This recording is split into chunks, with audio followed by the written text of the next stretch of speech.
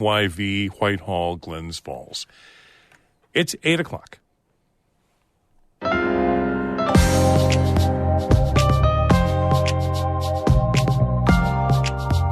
Good morning. This is Northern Light for Tuesday, January 30th. I'm Monica Sandreski. And I'm Todd Moe. The Adirondack Rail Trail is getting another influx of money to finish the route between Saranac Lake and Tupper. Also, the governor and Democratic lawmakers want to increase disability benefits for injured workers for the first time in 35 years. This benefit has not been updated since 1989. I always joke that's when Taylor Swift was born, right? The Adirondack Park is one of the last spots in the eastern U.S. that doesn't deal with light pollution. Lake Placid is trying to keep it that way. And SUNY Adirondack is honoring longtime adjunct professor Bruno Laverdiere in a new exhibit. We'll talk with his son about his father's legacy from Benedictine monk to Bohemian to Adirondack artist. It was interesting for me to sort of discover a lot of old journals and old documents and pictures and slides of work I'd never seen before. They kind of helped shed a lot of light on the work that I grew up with. All of that and more is coming up on Northern Light. Stick with us.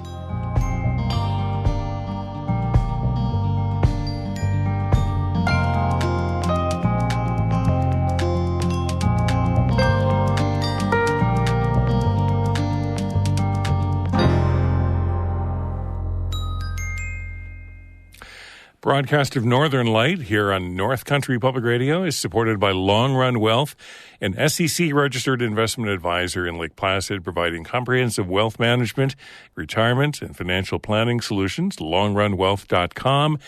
And Fisher, Bissett, Muldowney, and McCardle, attorneys and counselors at law with offices in Malone, Tupper Lake, and Saranac Lake. 800-941-5001.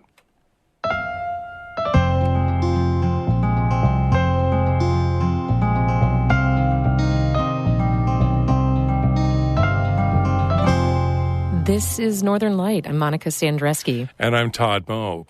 SUNY Potsdam is continuing to downsize due to its $9 million deficit. In a statement issued on Friday, SUNY Potsdam's president, Suzanne Smith, said the school is doing what it can to limit staffing cuts, but said some cuts are necessary. According to the United University Professions Union, which represents some of the school's employees, 7 staff positions have been cut. The union is calling the cuts a choice, not an inevitability. Last fall, SUNY Potsdam revealed that it needed to discontinue degree programs and staff to deal with its deficit. Since that announcement, the university has cut 9 degree programs, including chemistry, physics, and art history. Enrollment at SUNY Potsdam is down by 43% since 2010, while staffing levels have remained the same up until this school year. The Adirondack Rail Trail is getting another big influx of state cash. Governor Kathy Hochul announced the project will receive $13 million to help finish the trail between Saranac Lake and Tupper Lake. Emily Russell has the details. Governor Hochul was in Lake Placid last week to promote her budget priorities. She also announced funding that's already been secured for the Adirondack Rail Trail, which runs from Lake Placid to Tupper Lake. 34 miles to take you through paradise. Who can say no to that? It's extraordinary. The first phase of the rail trail was finished late last year. Crews completed the 10-mile stretch between Lake Placid and Saranac Lake. This year, they'll shift their focus to the remaining 24 miles to Tupper. The recent influx of state money will help pay for trail construction, as well as upgrades to the former Saranac Lake train depot, which is located right along the rail trail in the village. The $13 million for the rail trail comes from the Environmental Bond Act that voters approved back in 2022. One project that Hochul is trying to secure funding for is to repave the Adirondack Lodge Road, which leads to the most popular trailhead in the state. We'll tap into the Environmental Protection Fund to resurface the Adirondack Lodge Road, the gateway of the High Peaks. We want to make sure that's in pristine condition. That project would cost $1.2 million and is part of Hochul's proposed state budget. The final state spending plan is due by April 1st. Emily Russell, North Country Public Radio, Lake Placid. Governor Hochul is also proposing in her state budget to increase the temporary disability leave benefit for injured workers. It would be the first increase in 35 years and would give it parity with the state's paid family leave program. Karen DeWitt reports. Temporary disability leave is for New Yorkers who are unable to work for a period of time due to an injury or illness that occurred outside of their job. The benefit is also eligible for people with pregnancy-related conditions. The maximum amount of money paid to a worker per week has been $170 for 35 years. When taxes and other expenses like Social Security contributions are taken out, the weekly amount is considerably lower. State Senator Jeremy Cooney says that amount is not enough for a household to pay their bills, and it needs to be raised. He's sponsoring legislation to do that. This benefit has not been updated since 1989. I always joke that's when Taylor Swift was born, right? Cooney says he's delighted that Governor Hochul has incorporated many of the bill's provisions into her state budget. Hochul wants to increase the maximum weekly benefits over 5 years and eventually tie it to the statewide average weekly wage. That's currently over $1,700. Cooney says it will be easier to make the change if it's part of the state's multi-billion-dollar spending plan. We're pretty excited that we're seeing this issue become elevated. Cooney says most people aren't aware of how little the benefit pays until they need it. He says it was brought to his attention from a constituent shortly after he was elected to office in 2020. He says single-income households and lower-income households who are living paycheck to paycheck have to make difficult choices about providing for basic necessities like rent, car payments, and food. We're allowing people who are injured outside of the workplace to have a wage that's living wage so that they can provide for themselves and their families, they can heal, and then rejoin our workforce. The temporary disability payments are far lower than the more recently enacted paid family leave program. That pays a maximum of over $1,000 a week. Rebecca Hanna, who lives on Long Island with her husband and 2 children, used the temporary disability benefit during both of her pregnancies for childbirth and postpartum recovery. She says, ironically, if she were to have another child now and her husband took paid family leave to take care of the newborn, he would receive significantly more money per week than she would. Let's say I needed to use disability for childbirth and postpartum recovery again. I would get $170 a week. Meanwhile, my husband would get more than 6 times that amount through paid family leave. We're talking over $1,000 a week to care for me or to bond with our new child. It's not fair. It's not equitable. And it's a tear in our social safety net that really needs to be mended. Hannah says unlike most people who need temporary disability benefits, she had time to plan for leave at the end of her pregnancies. She cut her household's budget to save money in advance, and she also had access to a supplemental short-term disability plan offered by her employer, which not everyone has. I was lucky because it was a pregnancy-related condition. I knew about it ahead of time. And so I had several months to be able to prepare financially for a period of time where I wouldn't be getting a paycheck. And what I would be getting through disability benefits would only be a fraction of my weekly pay. While New York State pays staff to administer the program, the weekly benefits are paid through contributions from workers and employers. They would rise slightly under the proposal. Senator Cooney says going forward, he'd like the rate of temporary disability benefits to be tied to the rate of inflation, just like it is now for paid family leave. In Albany, I'm Karen DeWitt for the New York Public News Network.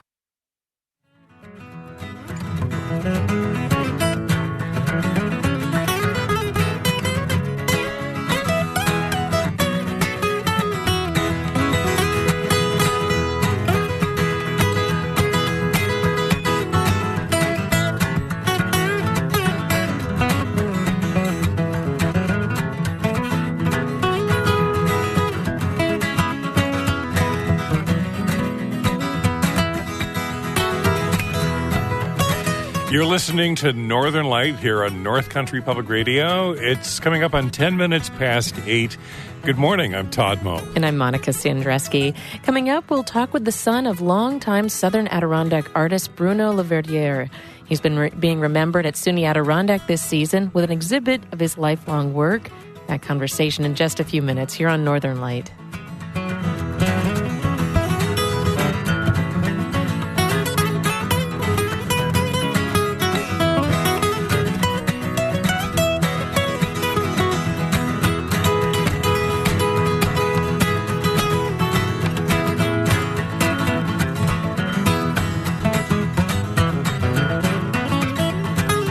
That's Sal Sarmiento out of Potsdam. Northern Light is supported by Adirondack Foundation, making grants to nonprofits that address community issues of childcare, attainable housing, career pathways, basic needs, and more. AdirondackFoundation.org. And by Guideboat Realty, located in Saranac Lake, where health, history, and the arts meet in the Adirondacks. Your guide to Adirondack real estate, guideboatrealty.com.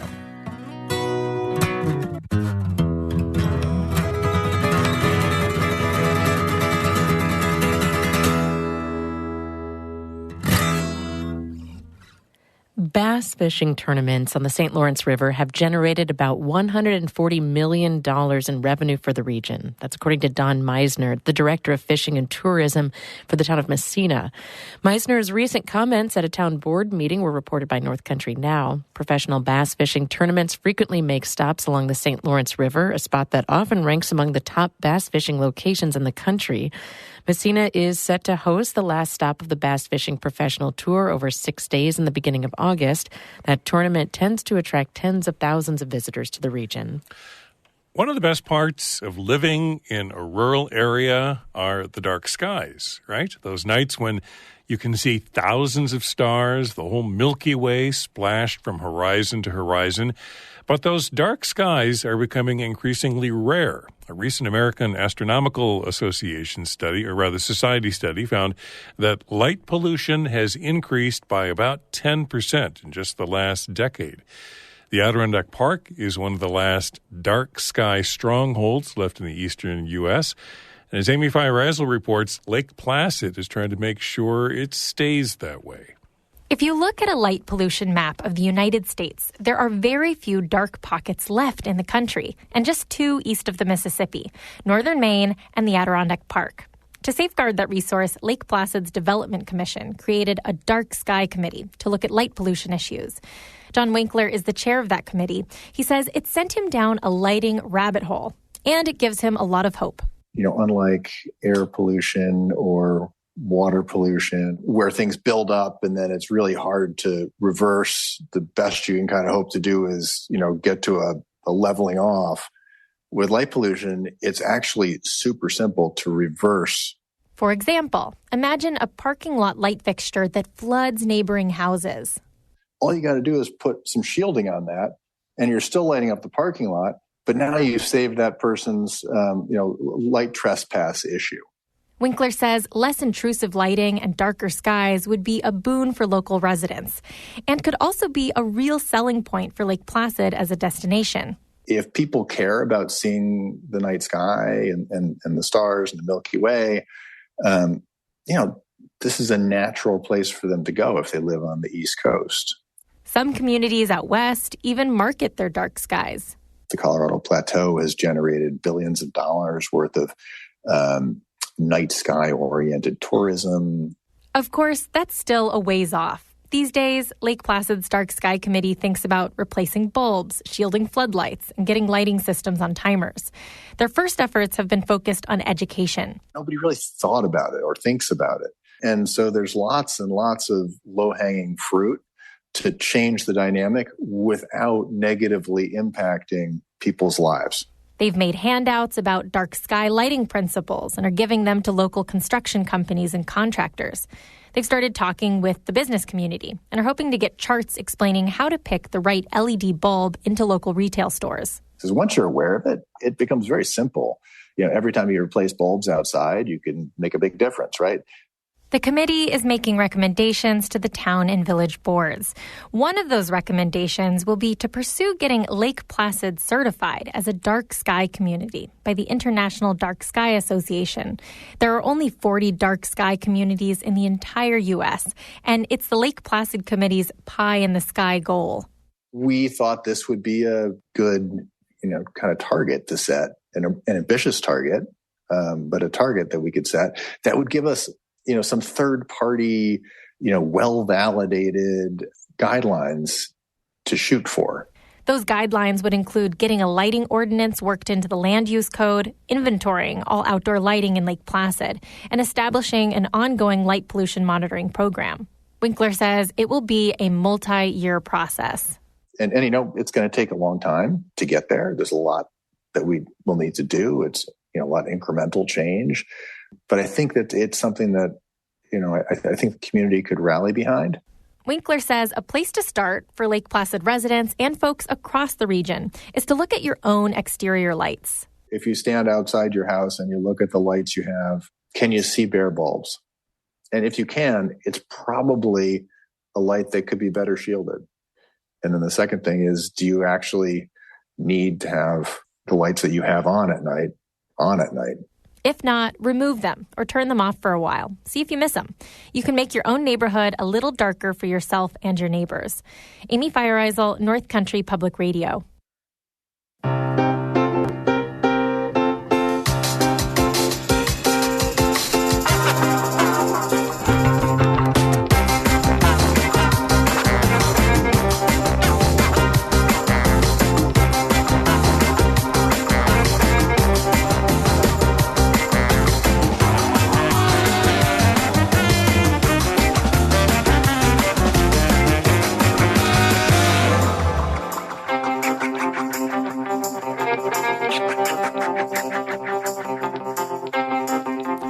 You're listening to Northern Lights here on North Country Public Radio. I'm Todd Moe. And I'm Monica Sandreski.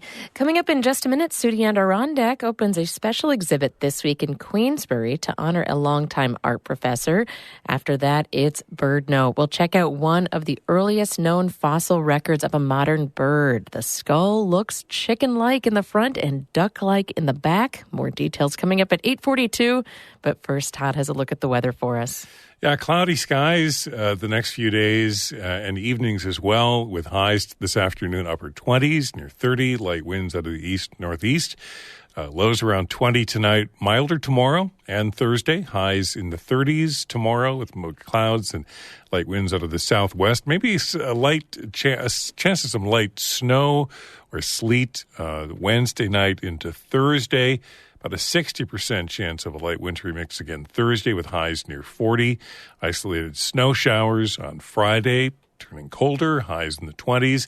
The extended forecast for Saturday and Sunday, the first weekend of February, partly cloudy skies with highs in the 20s. Right now here in Canton, clouds and 26 degrees. SUNY Adirondack is honoring the late Bruno Laverdiere, a longtime adjunct professor who died in 2022, with an exhibition of his works. Rites of Passage opens Thursday in the college's Visual Arts Gallery in Queensbury. In a press release, Rebecca Pelchar, director of SUNY Adirondack's Visual Arts Gallery, says Laverdiere's cool teaching style and approachability made him popular among students throughout his more than 30-year tenure. Rites of Passage chronicles Laverdiere's career, beginning with his time as an artist monk in the 1950s, his career as artist bohemian in Greenwich Village, and finally, artist mystic in the Adirondacks. The show includes dozens of his works of art and highlights sculpture, drawing, and print. Yeah, Bruno Laverdiere had a very interesting life. He started his artistic career as a Benedictine monk for 14 years. He taught as Brother Bruno at Greenwich House Pottery in New York City and Penland School of Crafts in North Carolina. His artwork has been exhibited around the country, and he studied art around the world, including stone circles in the UK and ancient churches around Europe. Laverdiere is recognized for his megalithic ceramic sculptures, stoneware, and commemorative valentines. I caught up by phone with Bruno's son, Julien Laverdiere. Julien is an artist and designer who divides his time between New York City and his family's home in Hadley in the Southern Adirondacks, and he'll give a special presentation about his father's work during an opening reception Thursday night from 5 to 7 at SUNY Adirondack. For me, the interesting thing was that it was a lot about learning about him. The monastic life that he had before I ever came around was very unknown to me. I mean, he didn't talk much about it, and there was no religious practices at home, and other than a mystical appreciation for nature, but no church whatsoever.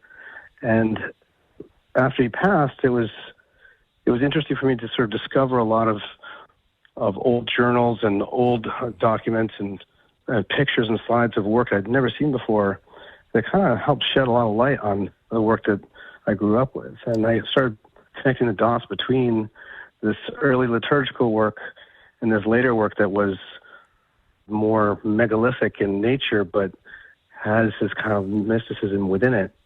And so I laid this exhibition out in a sort of series of chapters, the way I kind of imagined his life being this monastic chapter, and then this sort of bohemian coming of age, and then sort of a period when he was building arches and architectural gestures that felt more like monuments, and then later in life when we're kind of reflecting on things that were more nostalgic and memories that felt like that was more of his own personal mysticism. Later in life he was making valentines that he would send to all of his friends every year as sort of prints, multiple pieces. And this practice was kind of interesting to observe because it was the only holiday he ever really celebrated. Unlike sending New Year's cards or Christmas cards, he would send these valentines that weren't related to Saint Valentine. They weren't romantic in nature. They were just more like these votives that seemed to be in good nature. And so the show ends with those, but it begins with these works that are these kind of sacred vessels and tabernacles that he would make when he was a monk. I have to ask, Julian, the press release that I got about your father's life and about the exhibit includes this really charming photo of your dad. It looks like he's in a studio. He looks sort of gnomish, wearing this conical felted hat and his beard and round glasses. And he just has kind of a really sort of mischievous or inquisitive or childlike look on his face, and it just makes me smile. So. That picture is not atypical. I mean, the thing that most of his friends would always remember is he had this fantastic laugh, and he would kind of find a joy in almost anything. And I think that's why he was such a good teacher, because he had this endless patience and also just sense of humor about life in general. It wasn't, dour or judgmental. It was just this like kind of peaceful pursuit of beauty and natural truths.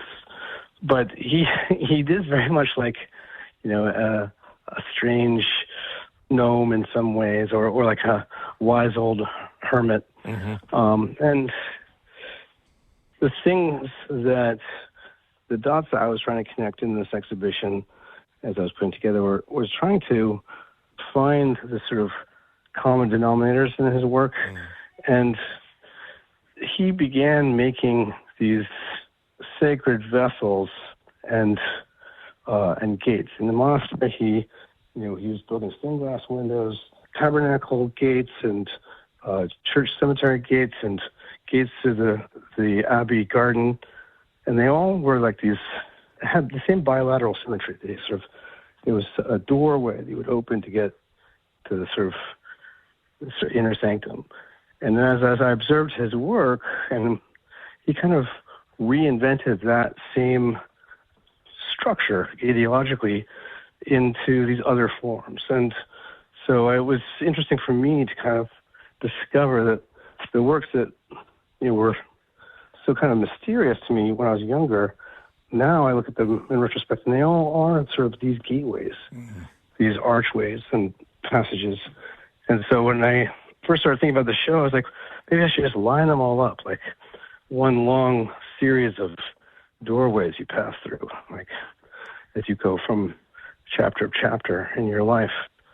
At the end, what was so profound to me is that these symbols that he ended up kind of landing on, like these little shrine shapes that had a heart inside. And like I mentioned, these valentines, as though he'd found this, maybe he found his way through this passage, and the symbol that he ended up landing on was this heart. And maybe it sounds a bit saccharine, but I think it was like the one common denominator that was sort of a safe bet, no matter what, creed or culture you're part of. It's like this brotherly love or parental love or romantic love. So I wanted to, share work with the school that they probably weren't familiar with, because often art teachers, they're not there to teach their own art. It's not a master-apprentice system. They're there to help students find their own paths. So it's quite likely that a lot of his colleagues had no idea what he was doing, privately. Yeah. And it might be enlightening. Julien Laverdiere will give opening remarks about his father, Bruno Laverdiere, on Thursday night, starting at 5 o'clock at SUNY Adirondack in Queensbury. Bruno passed away in 2022, and the exhibit Rites of Passage continues through April 22nd in the Visual Arts Gallery, which is in Dear Love Hall at SUNY Adirondack in Queensbury. And you can check out that really charming photo of Bruno on our website this morning at ncpr.org. 8:26 is the time. You're listening to Northern Light here on North Country Public Radio. Many events to take a look at throughout the region, including coming up Friday evening in Saranac Lake. A proper immersive experience with projection art and electronic music. It's called Electro, and it will be at Grizzle Teas in Saranac Lake starting at 8 o'clock. They say come play with large-scale video projection tools and get lost in a world of sound. That's Friday evening from 8 till 11 o'clock. If you have any questions, you can find out more from stationadk.com. There's a new exhibit of work by artist Stephen Cobb at the gallery at Lake St. Lawrence Arts on Main Street in Waddington, right on historic Main Street in Waddington. It opens on Thursday as well, February 1st, continues through the 24th. Thursdays, Fridays, and Saturdays from 11 a.m. to 3 p.m. And on the 24th of February, Stephen will be available to demonstrate his work and discuss some of the pieces that he's created. He loves the outdoors and fly fishing and has done a lot of landscape scenes through his career. But during the pandemic, he started painting the remains of old barns throughout the North Country, and his palette turned to black and white and gray. And so you can check out some of the latest works by Stephen Cobb at the gallery at Lake St. Lawrence Arts, Main Street in Waddington, starting Thursday. The Old Forge Library is inviting you to participate in their Community Poetry and Art Extravaganza contest. The theme for 2024 is peace. Submit an original poem or art piece between now and February 9th. The contest is open to students in K through 12 and adults throughout Herkimer, Oneida, and Madison counties and in Inlet. And winners in each category will win a monetary prize. That's coming up at the Old Forge Library. So don't forget to get your submission in by February 9th. And we are media sponsor for the Winter Carnival Music Festival at the Waterhole in Saranac Lake. It starts on Friday night, continues through February 11th. It's a series that'll feature 14 bands, genre-spanning performances, soul, funk, folk, bluegrass, and a tribute to the Tragically Hip. For tickets and a full list of those bands and performers, check out our website, ncpr.org/calendar. That theme music means it is the end of the show, but we want to remind you to come out tonight to make your voice heard about community issues. NCPR is partnering with New York Focus, an independent nonprofit newsroom, for a community listening event to better understand the needs of North Country residents. How do you experience news in the North Country and New York State? What are news organizations doing right, and how can they improve? Share your thoughts this evening at 6 o'clock at the Town of Potsdam Community Room on Elm Street. That's tonight at 6 at the Town of Potsdam Community Room. To register, visit ncpr.org/nyfocus. That's ncpr.org/nyfocus.